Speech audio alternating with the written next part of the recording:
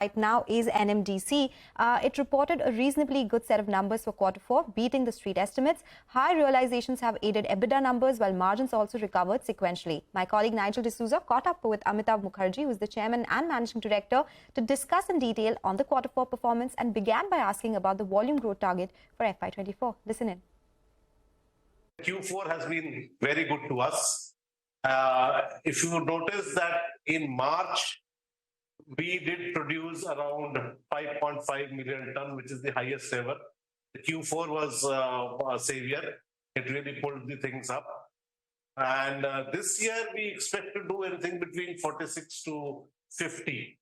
Two important factors would be determining. One is how the monsoon pans up at Chhattisgarh. 2/3 of our production is from Chhattisgarh, and monsoon is a big dampener. Generally, if there is no extended monsoon or the monsoon is normal, we should be getting a major advantage out of that. The other thing that we see very optimistically is that the increased capacity of our Kumaraswamy mine at Karnataka. That mine is presently at 7 million ton capacity, and most of the formalities for getting it to 10 million ton has been completed and a few are left. We expect to get that by the middle of this financial year. And if we manage to get that, I think another 3 million ton from that. Apart from the normal increases, that the generic increases from our existing mines, these two factors, I think we should be able to do 46 to 50 depending on how these factors pan out. You have been quite brave, because you have not cut any prices, but international prices are looking a little bit jittery. Could you tell us, do you see some risk to current pricing? Is there a potential price cut in the offing? Point number one. And if you compare NMDC's pricing to what the Odisha miners are selling at, is it at par? Now, of course, pricing we've been able to hold on in mostly in Q4 and also in the first part of this quarter of this fiscal. There are challenges, of course, there are severe headwinds, but we've been able to hold on. How long it is possible to hold on, I do not know. We are taking all the inputs on a daily basis, and if required, we'll take a call on short notice. Yes, the international prices have dropped, but as you know that the domestic prices are, they trade at substantial discount to the international prices. They trade at around 30 to 40. So yes, but if it goes below 100 now, as it looks, then there is always a threat of the steel producers importing from international market. Okay, all right. What about margins? They've seen a bit of a recovery at mid-30s. Do you think they get better from here, or do you see some pressures? Does it go back down? So I think the margins will have to be only volume driven now. So I don't see much, at least in the Q1 and Q2. I don't see much buoyancy in prices, because Q2 traditionally has been a weak quarter for steel makers as well as for iron ore miners. So to that extent, the margins will remain compressed, which has to be sort of compensated by volumes. And thankfully, it appears that even in Q1, this is the biggest April that we have had in the history of NMDC. So we are on track of compensating the pricing and margin pressures by increase in volumes. So mid-30s, margins at mid-30s? Yeah, this year it was at, our EBITDA was at 39%, roughly around 39-40%.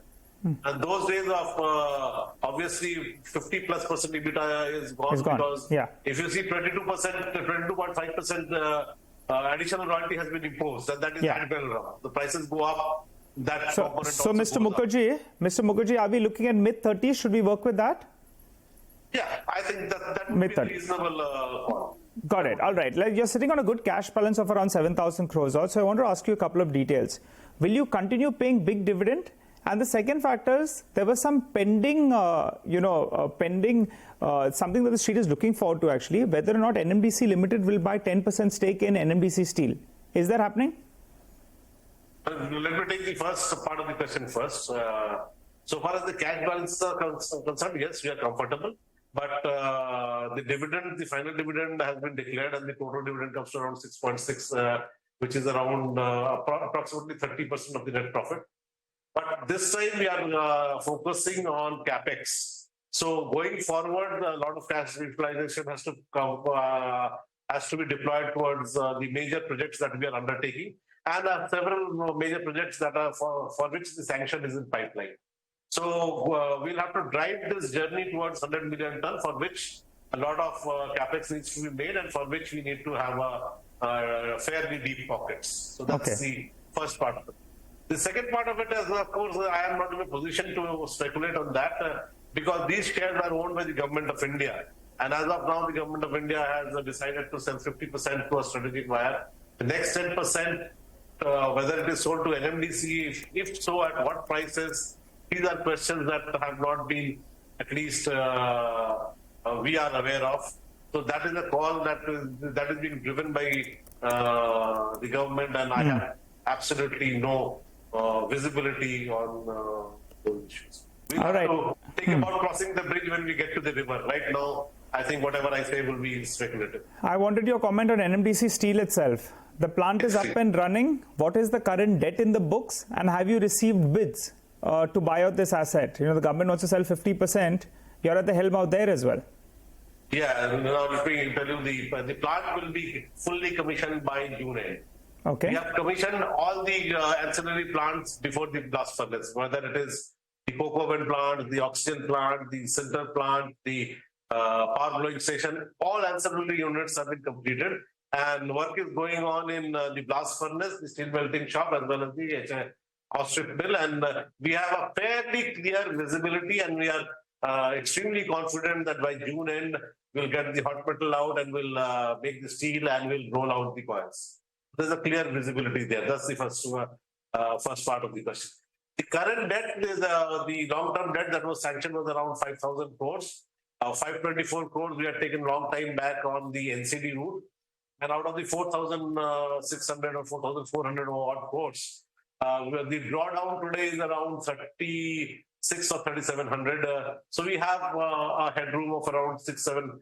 I think around 800 crores of the further drawdown can be made from the existing sanctions. So if more money is required, so obviously we'll go in for a little bit more of the rupee term loan that we have.